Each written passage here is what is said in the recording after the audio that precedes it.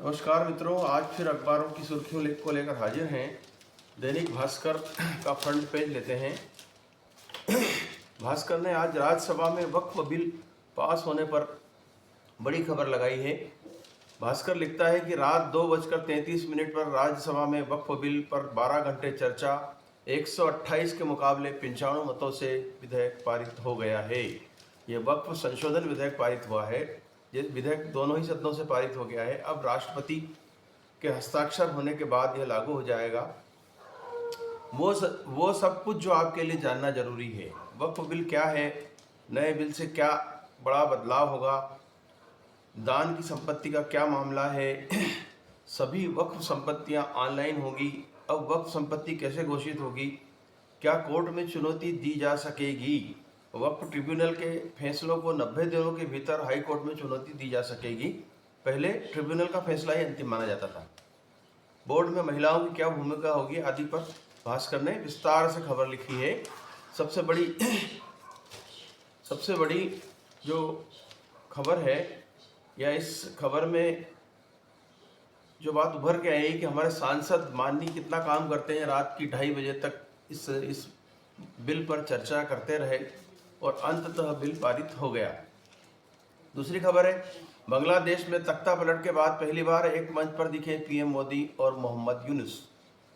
Bangkok में एक सम्मेलन हो रहा है थाईलैंड में, बिम्स्टेक नामक, और इसमें भारत के प्रधानमंत्री और दक्षिण एशियाई प्रधानमंत्री शामिल हो रहे हैं। उसी दौरान मोहम्मद यूनुस और प्रधानमंत्री जी का एक फोटो छपा है।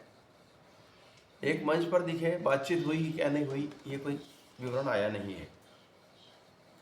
एक खबर हो रही है कि मध्य प्रदेश सरकार व शासन पावर प्रोजेक्ट के बीच वसूली का विवाद खत्म हो गया है। अंबानी को राहत का आदेश कमलनाथ सरकार में निकला, मंजूरी अब मिली।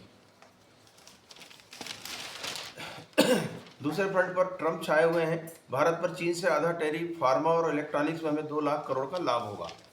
दूसरी ओर बोलबिया में नित्यानंद महाराज ने जो एक कैलासा नाम से अपना नगर बसा लिया था, वहाँ से अमेरिका ने 20 लोगों को बाहर निकाल दिया है। कुछ ज़मीन कब्जाने का मामला है। भाई लोग हिंदुस्तान तो छोड़िए, बाहर जाके ज़मीन कब्जाने में लग गए हैं।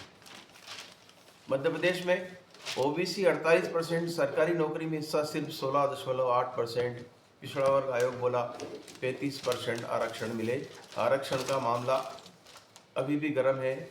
जो जिन हमारे पूर्व प्रधानमंत्री विश्वनाथ प्रताप सिंह ने 1989 में आरक्षण का जिन्न बोतल से बाहर निकाला था, वो बोतल में जाने का नाम नहीं ले रहा है और नित नए आरक्षण के पैंतरे राजनेताओं और राजनीतिक दलों द्वारा किए जा रहे हैं। उज्जैन सिटी में सीएम राइज स्कूल अब सांदीपनी विद्यालय की बिल्डिंग दाऊद खेड़ी में बनकर तैयार। ये विकास कार्य की अच्छी खबर है कि कोई चीज़ बनकर तैयार हो गई है। 8 लाख कीमत के 105 मॉडिफाई साइलेंसर पर रोड ब्लोअर चला दिया पुलिस ने। बहुत शोर मचाते हुए निकलते थे युवा लोग, शान से बुलेट की सवारी करते थे, तो उन साइलेंसरों पे रोड रोलर घूम गया है। अब आते हैं संपादकीय पृष्ठ पर। एक खबर और है कि कलेक्टर एसपी ने बुलेट से किया पंचकोशी यात्रा का मार्ग का भ्रमण। 21 अप्रैल तक काम पूरे करने के लिए कहा है। पंचकोशी यात्रा होने वाली 118 किलोमीटर उज्जैन के आसपास 5 कोस के क्षेत्र में श्रद्धालु विभिन्न द्वारपालों, जो महादेव के द्वारपाल हैं, उनके दर्शन करेंगे।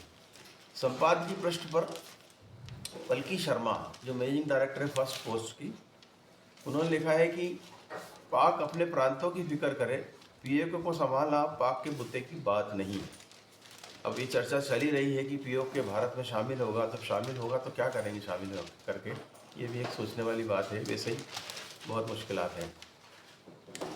विराग गुप्ता सुप्रीम कोर्ट के वकील हैं और अनमास्किंग वीआईपी पुस्तक के लेखक हैं। वे लिख रहे हैं कि संशोधन संघवाद के खिलाफ नहीं है। वक्त से जुड़े 5 बिंदुओं पर संवैधानिक समझ जरूरी है। कानून और नियम लागू होने के बाद वक्त के बेहतर प्रशासन से मुस्लिम समुदाय की तरक्की के लिए स्कूल, अस्पताल, अनाथालय और कौशल विकास केंद्र बने, तभी सही मायने में संवैधानिक व्यवस्था मजबूत होगी। संपादकीय में लिखा है भास्कर ने कि पड़ोसियों की तुलना में कम जवाबी टैरिफ लगा है भारत पर। ये कहीं ना कहीं एडवांटेज मिला है इंडिया को।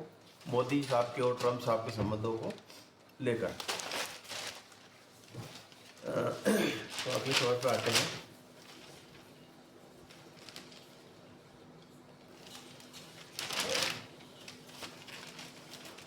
आईटी को छोड़कर अन्य सेक्टरों पर प्रभाव कम, इकोनॉमी पर सिर्फ 0.1% का असर हो सकता है। बिजनेस भास्कर इसमें बड़ा विश्लेषणात्मक आर्टिकल छापा है और ये इसमें इनका अर्थशास्त्रियों का कहना है कि ज़्यादातर अर्थशास्त्री औद्योगिक संगठन और कारपोरेट दिग्गज ट्रेड वार से चिंतित नहीं है। शेयर बाजार ने भी इसी तरह के संकेत दिए।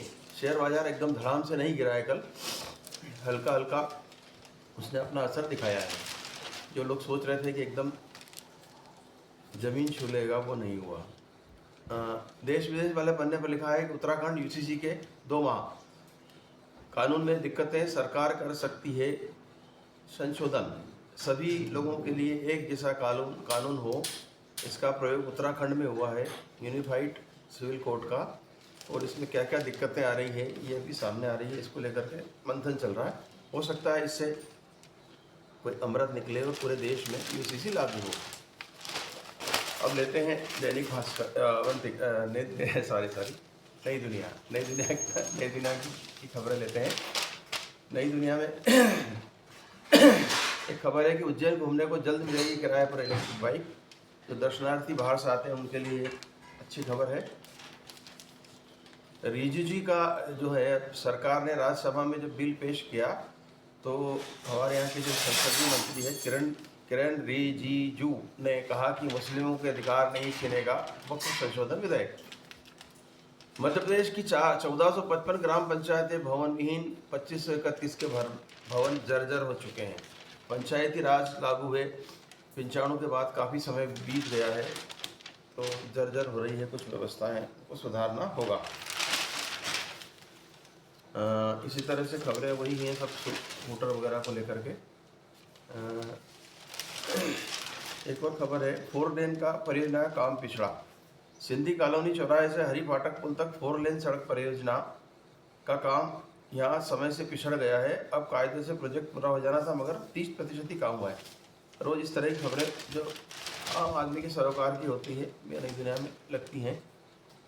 ट्रंप की मनमानी और टैरिफ की आपदा को अवसर बनाए भारत, इस पर संपादकीय पृष्ठ पर संपादकीय व डॉक्टर जयंती लाल भंडारी का आलेख है। पढ़ने लायक है, पढ़ना चाहिए। सतरंग में भगवान राम के ऊपर रामनवमी पर विशेषांक के एक आलेख छापा है। रंगमंच के श्री राम, बड़ा अच्छा बन पड़ा है।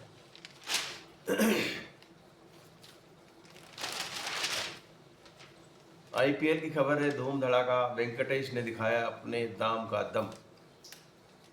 आईपीएल को छोड़कर स्वदेश लौटे टाइटंस के केगिसो रबादा छोड़ के चले गए हैं।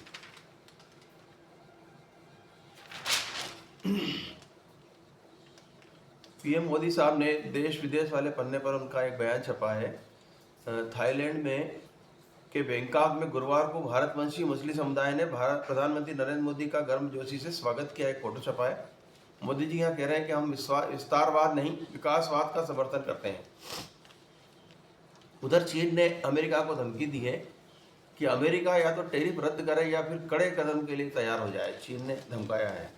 एक पहले कदम अमेरिका ही धमकाया करता था, अब चीन भी इतना ताकतवर हो गया है कि वो अमेरिका को धमका रहा है।